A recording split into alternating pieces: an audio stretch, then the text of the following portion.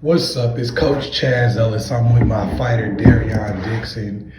We're going over a little tape right now of a workout. I like to do this with him sometimes where I just send him the tapes of the workouts, but this is a good time to go over it and just talk about what we talked about here. What we're working on right now is judging distance. He's got the little red stool right there in front of him. That's basically so that he can see, like, this is the danger zone right here.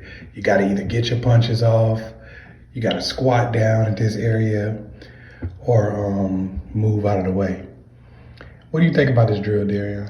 It's a really effective drill, learning your distance and what punches to throw, situational awareness.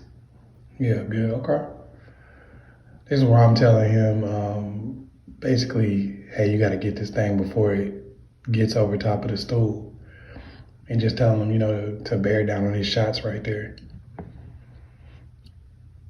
And yeah, I got him standing up a little tall right there. Because, see, people will tell you to squat down, but that's a situational thing. If you're a tall fighter and you're fighting somebody a lot shorter than you, getting low takes away your height advantage. Obviously, you're going to need that height advantage on the outside so you can just see over top of them and throw your shots down on them. When you're on the inside, you're going to have to get small, though, because now you no longer have a height advantage. Height is only an advantage from the outside. On the inside, it's a disadvantage. So that's what I'm telling him. Hey, if the person gets over top of the chair or they get into the danger zone, then you're going to have to squat down. But otherwise, you want to be standing tall, looking down on them so you can throw your shots down on them. Did that help you really be able to visualize that? Yeah, it helped me learn my distance better and get full extension on my punches. That's a big thing, too, getting full extension on your punches, especially if you got long arms. You got to be able to get full extension, otherwise your punches aren't going to be hard. Now I'm just making sure that he's moving his head after he's done, so that's what we got him doing. I'm basically building a house. Whenever we work out, I'll put a lot of drills together to kind of build a house. Here, I want you to work on one thing, then we're going to build on top of that, build on top of that.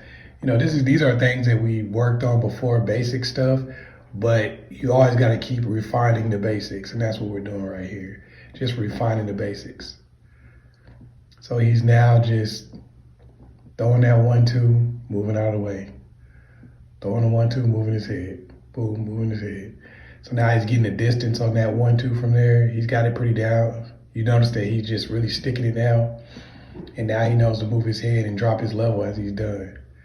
So that's what he chose to do. I basically said, hey, whatever you want to do after you finish punching, you can do. And he chose to kind of drop his level as he was moving his head. So that's just what he felt like doing there.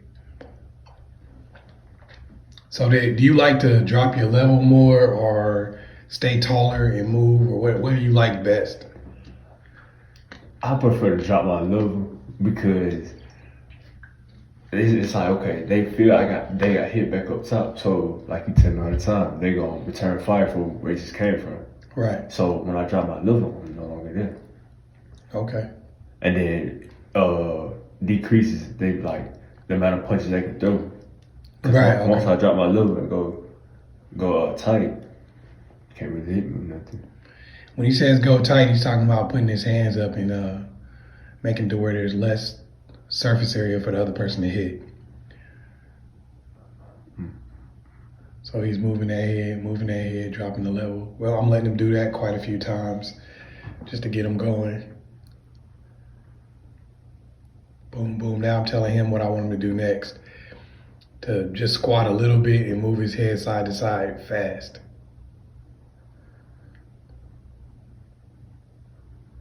There he goes. He's moving that head. I'm making sure that he's keeping his face pointing to the target. Sometimes he'll want to move his head and turn his face to the side, which everybody generally does. See, I'm getting on him about that now. Hey, man. Tell him where I want him to hang his right hand and how I want him to have his body. Because sometimes what he'll do is his shoulder won't be all the way pointed to the target. So he'll want to try to fix it later on, and then right before he throws the right hand, cock that shoulder. You notice that you do that sometimes? Yeah. I actually noticed last night when I was looking at some film. I know there'd be like a little twitch in my shoulder. Yeah. You see that other one was way faster that you just did. Mm-hmm.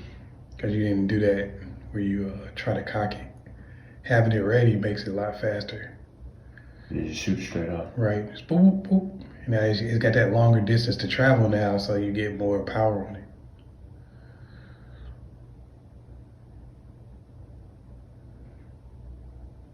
See, now he's remembering to stand up. You see how he's getting a better squat whenever he needs to?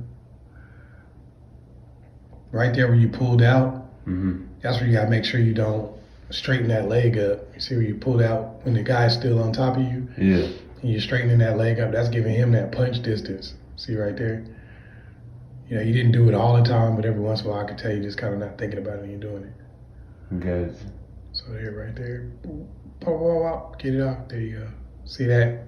Yeah, I should change the angle. Yeah, there you go. Change the angle instead of straightening that leg up. Like you tell me all the time, don't come out the door. Don't come back out the door you went in, right? So that's something, you know, they learn consistently.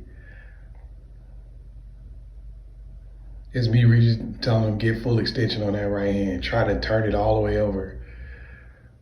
Because that'll get you where you're hitting them with the palm facing the floor. If you try to turn it all the way over, you'll get them with the palm facing the floor.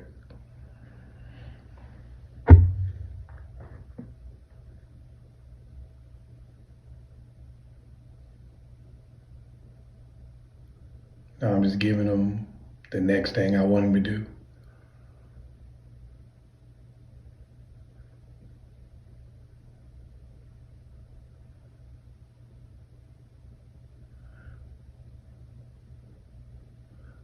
I really want him to get, most of the time when I get on him about is just getting full extension on his punches. He's a dude with a really powerful right hand when he gets that thing all the way extended. You know, he can put you to sleep with it. But, you know, you got to make sure you put it all the way out there.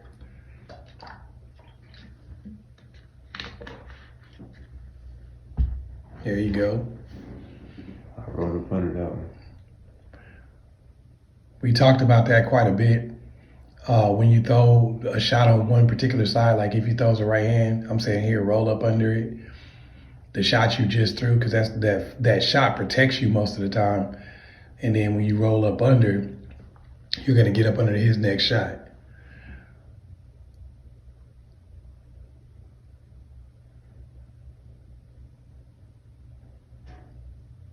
So we got to make sure when you get done that we're not straightening that leg out, that front leg out. Right. Because, you know, yeah, you're still closer. You just want to change. You don't do it when you change angles, but if you're in a situation where you're static, that's the only time you'll do that. Okay. What you're usually not static, but you just don't want to have a bad habit for any time. Right. Yeah, I got that one now. Yeah, you got that one good. That was that was good. He's letting off good shots right here. This is what I like to see. We're just letting off really good shots as they come at you. I'm trying to make sure he keeps his chin down as he throws that right hand. Now I'm just telling him right hands, right hands, right hands. As you can see, this is really repetitive. But what it does is it says, hey, now I know how to do this. And I've done it enough times to where I don't have to think about it. Because if you're in the ring trying to think about how to do something, it's not going to work. Now I got him stepping back off to his right. All right, throw it. Drop your level, get off to your right. Boom.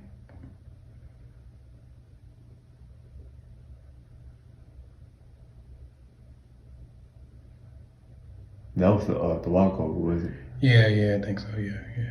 Okay, yeah. Then I start telling him 1, 2 it, and then get over. And then eventually we'll build the house some more, and we'll get him walking over, coming back. There you go. Now he's going the other way.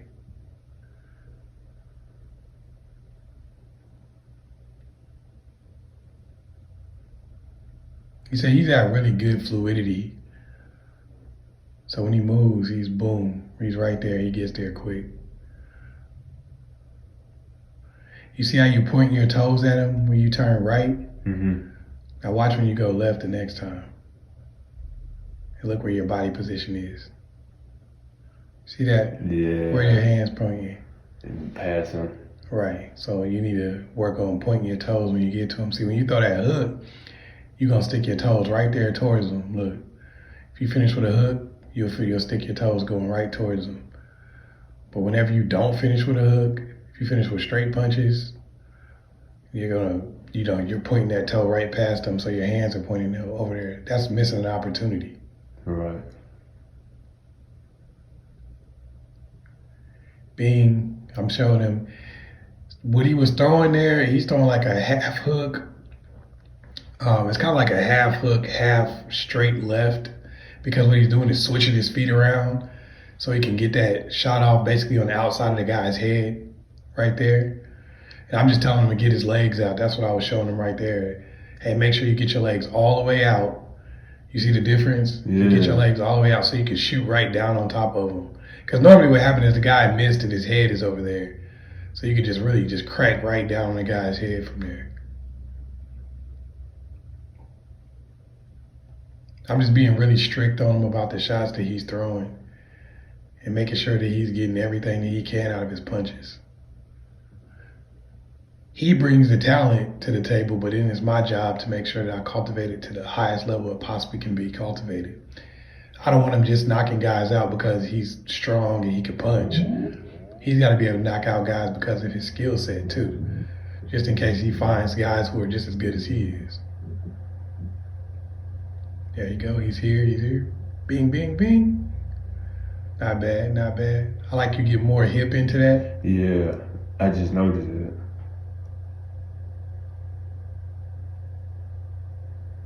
Kind of like swing my body around. Yeah. Drop it down. Exactly. Yeah, drop it right down on him. What I'm telling him now is I'm like, hey, you just don't want to throw that hook because he doesn't like to hook as much from there. Like when you turn to go, when you go left, you don't like to throw that hook as much, which I don't know why. Because he can really swing that.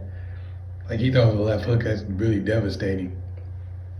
But he likes that uppercut better. You like the uppercut better, don't you? Yeah.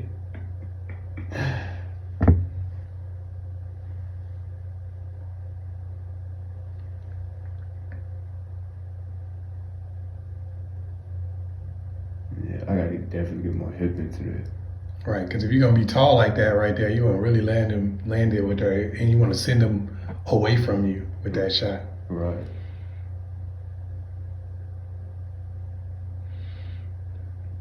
See, I'm telling him to throw the hook underneath. He's still up top with it. You see how he did it halfway and threw it up top? Mm-hmm.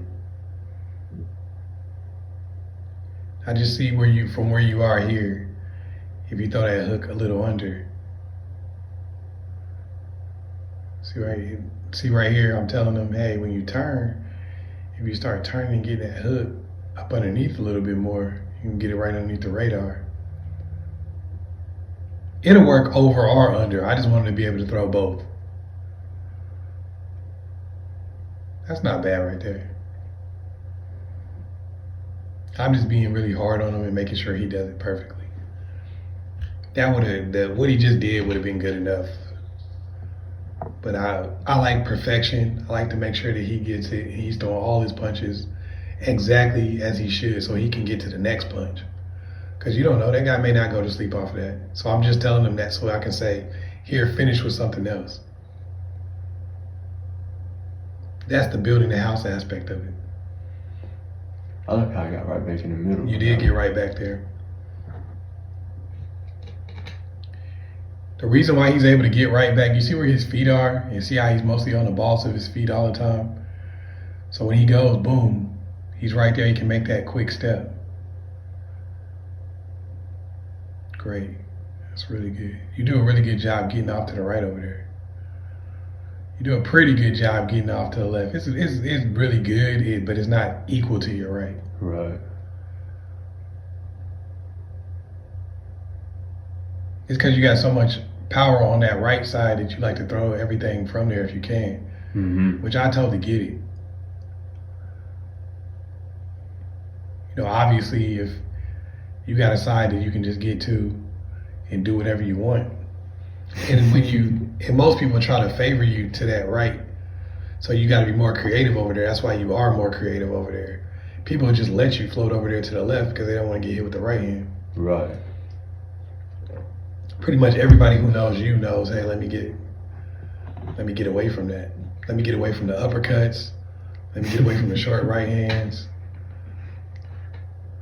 I'm good on that.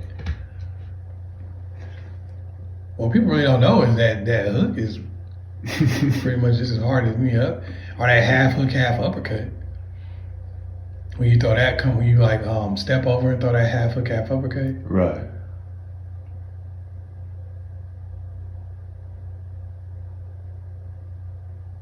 That's one of the punches you do a lot of damage with. Okay, right now, I got the bag coming from left to right on him. And just showing him basically this is how a guy will do when he's trying to circle you. I want him to be able to step fast. As you see, he ain't really been breaking for no amount of time. This is what I like to do is I like to wear him down physically as much as I possibly can. Just keep throwing new stuff at him. This makes it more likely for him to mess it up. See, a couple of them punches got a little sloppy right there. He's getting more tired. He's starting to wear down physically. You notice that? Yeah. There's a reason why I do this. I'll make you do these things so many times to when I want to teach you things while you're tired. While you're physically kind of broken down. Makes sense. That way you got no choice but to really focus. Because that's what happens in a fight. You know that. Right. The longer you're in the ring, the more physically exhausted you get, the more mentally and emotionally exhausted you get. See, I'm making sure his feet stay strong. That was a good shot right there. When that body, you see this also, if you look on this, you can see where you throw your best shots from. If he comes from your left to your right, he's doing what? Or from your right to your left, he's doing what? Walking past my hand. Right, he's crossing your hands. You see how good you get an anchor on that shot? Yeah. Look, when he comes back across, boom. I mean, you could just stick it. It's a little harder when you come the other way. When he comes that way, it's just like he's putting you right where you want to be. He's basically hopping over for you. Right.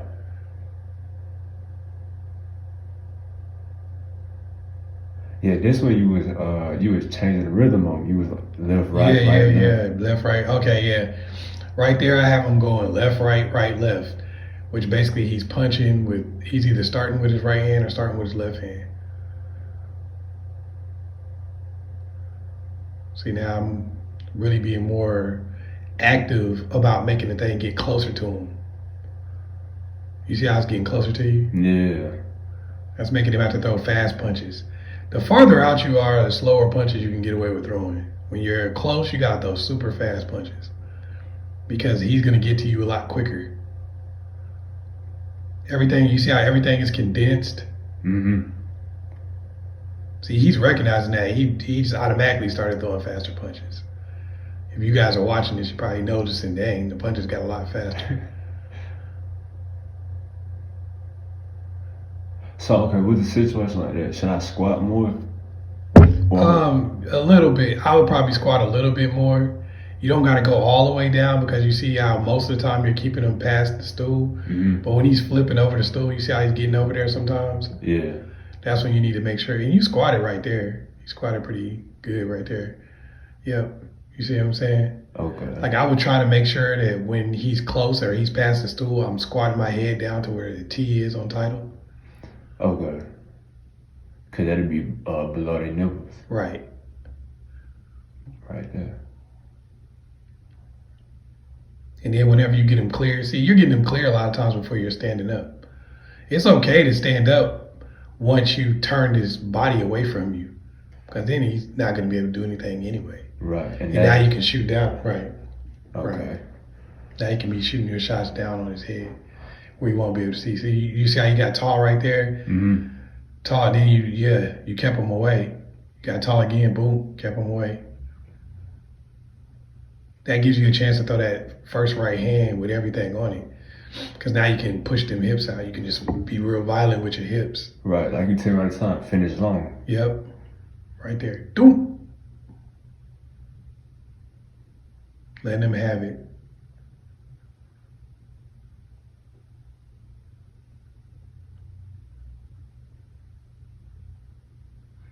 This is basically just him building a house right here. Everything, just figuring out exactly what to do in all these different situations. I'm giving him a lot of situationals. What if he comes this way? What if he comes this way? And when he's doing it over and over again, so it starts becoming second nature. Like I can recognize this within 0.01 seconds. I can see what's happening in front of me and how close someone is and what I should do. Whether I should throw this shot or that shot, speed up, squat down, stand up. What should I do in these moments? See, a lot of times people don't learn this stuff, so they only have one mode. Now we're in the ring, all right? What I'm doing here is I have these cones. The orange cone represents the red zone. This is basically where the person is dangerous to you. Now you gotta squat down if he gets here. If he crosses over top of the red, you gotta squat.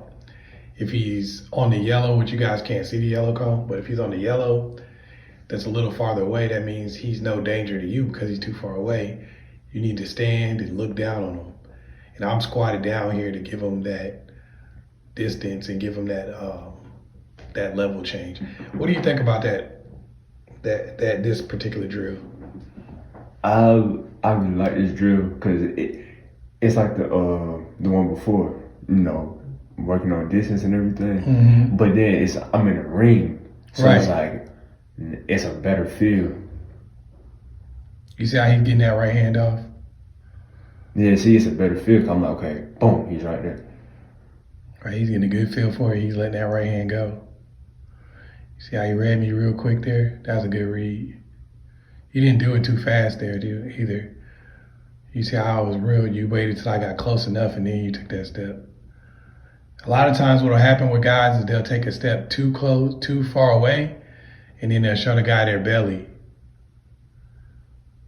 But he caught the angle real good there. So now I'm trying to make him not catch the angle and I'm trying to make him step too close or step too far away. Now I'm right in that danger zone. I'm staying in there. I'm trying to make you box me from the danger zone. You see where I got more of a chance of touching you there? Yeah. I didn't keep you outside. You see how you squared up a little bit and it made your jab not as hard to keep me outside? Mm-hmm. That's what I'm trying to do, is try to see if I can square him up and make his jab not as hard. There you go. Now you got me back out there again. Yeah, good job. You see he put me in the ropes, kept his distance. Now this is what we're doing right now. I'm showing him how to keep a guy on the ropes and stop a guy from being able to swing out on him. When you trap a guy on the ropes 99 times out of 100, he's going to try to stay there, hold his hands up, and then he's going to swing out on you. He's doing a good job of just really trying to keep me from doing that. I'm going to get my shots off. I'm just basically showing him how guys are going to try to sweep at him. You see how he's standing tall there? Because he's pushing me backwards. You notice that difference, right? Yeah. See, you can be taller, you can stand tall if you push the other guy the other way. See, because I'm not going to be able to do anything because I'm going backwards. Right. You see where his posture is right here? Boom. Look. Beautiful. That's beautiful.